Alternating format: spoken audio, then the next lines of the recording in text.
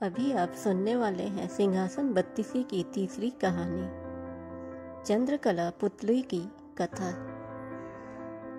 सिंहासन बत्तीसी की सभी कहानियों को सुनने के लिए आप चैनल को जरूर सब्सक्राइब करें, नोटिफिकेशन बेल दबाएं ताकि हमारी हर वीडियोस आप तक पहुंचती रहें।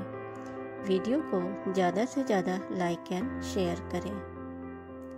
राजा विक्रमादित्य के गुणों का बखान करने के लिए उनके सिंहासन के इस बार तीसरी पुतली निकलती है। वह राजा भोज को विक्रमादित्य की भाग्य और पुरुषार्थ की कहानी सुनाती है, जो कि इस प्रकार थी। एक बार भाग्य और पुरुषार्थ के बीच इस बात को लेकर बहस हुई कि उन दोनों में से सबसे बड़ा कौन है। भाग्य ने कहा कि हर किसी को जो भी मिलता है वो भाग्य से ही मिलता है। यह सुनकर पुरुषार्थ कहने लगा कि बिना मेहनत किए कुछ भी हासिल नहीं होता है। दोनों के बीच कई दिनों तक इस बात पर बहस होती रही। देखते ही देखते एक दिन बात इतनी बढ़ गई कि दोनों ने इसके समाधान के लिए देवताओं के राजा इंद्र के पास जाने की ठान ली।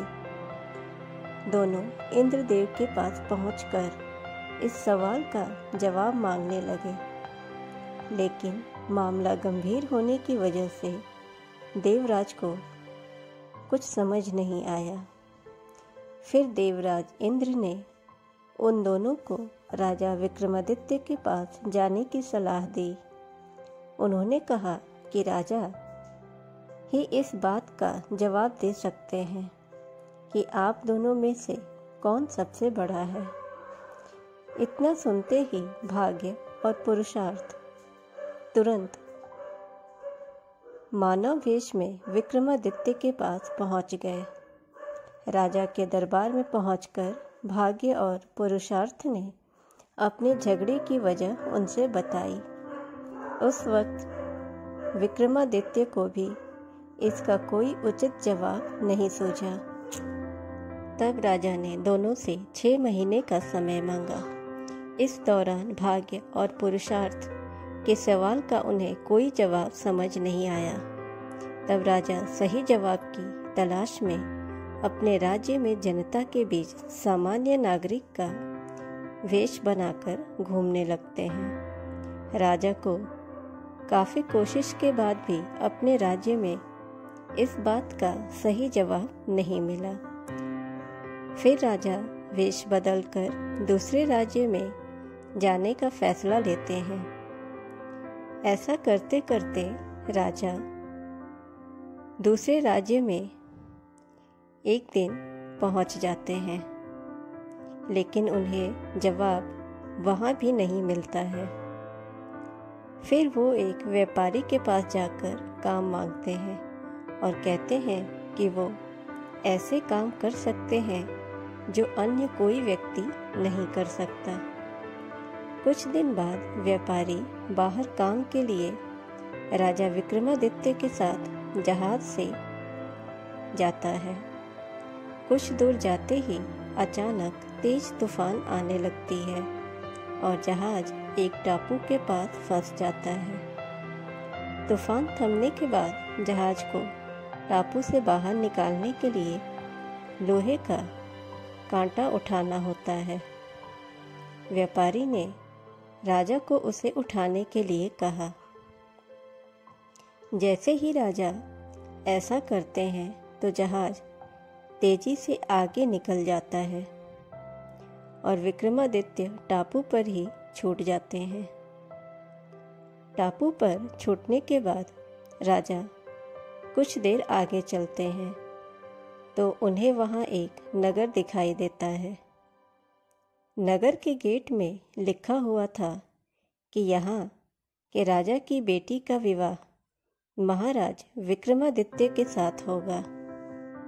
यह पढ़कर राजा चौंक गए और महल में चले गए। वहां पहुंचते ही उनकी मुलाकात राजकुमारी से होती है।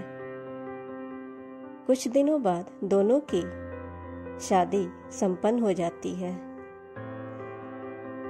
महल में कुछ दिन बिताने के बाद राजा विक्रमादित्य अपनी पत्नी व राज्य की राजकुमारी को लेकर अपने राज्य की ओर निकल जाते हैं।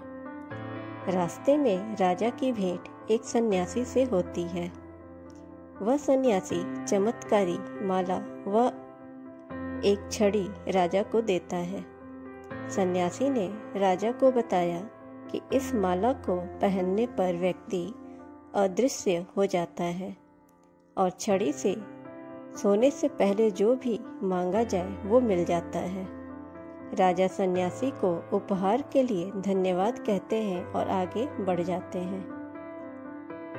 राजा महल पहुंचकर राजकुमारी को अंदर कमरे में भेज देते हैं और खुद बगीचे में चले जाते हैं। वहां उनकी मुलाकात एक गायक और ब्राह्मण से होती है।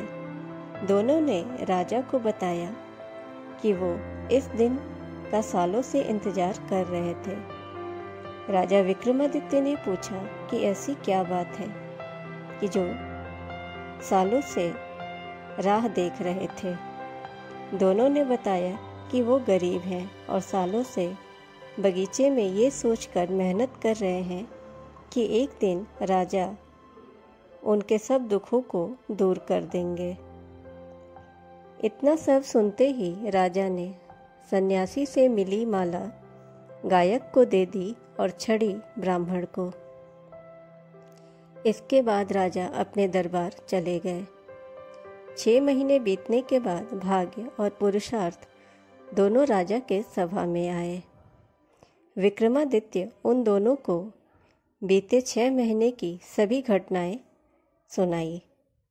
इतना कहकर राजा दोनों को समझाते हुए कहते हैं कि छड़ी और माला का उन्हें मिलना भाग्य था और गायक व ब्राह्मण को यह पुरुषार्थ की वजह से मिला है। इसी वजह से भाग्य और पुरुषार्थ दोनों एक दूसरे के पूरक हैं। इनमें कोई छोटा या बड़ा नहीं हो सकता। दोनों राजा का जवाब सुनकर संतुष्ट हो गए और वहां से चले गए। इतनी कहानी सुनकर पुतली राजा विक्रमादित्य के सिंहासन से उठ जाती है। कहानी से हमें यह सीख मिलती है कि कोई भी बड़ा या छोटा नहीं होता। हर चीज और हर काम का अपना महत्व होता है। सिंहासन 32 की अगली कहानी के लिए आप हमारे चैनल को सब्सक्राइब करें, नोटिफिकेशन बेल जरूर दबाएं ताकि हमारी हर वीडियोस आप तक पहुंचती रहें।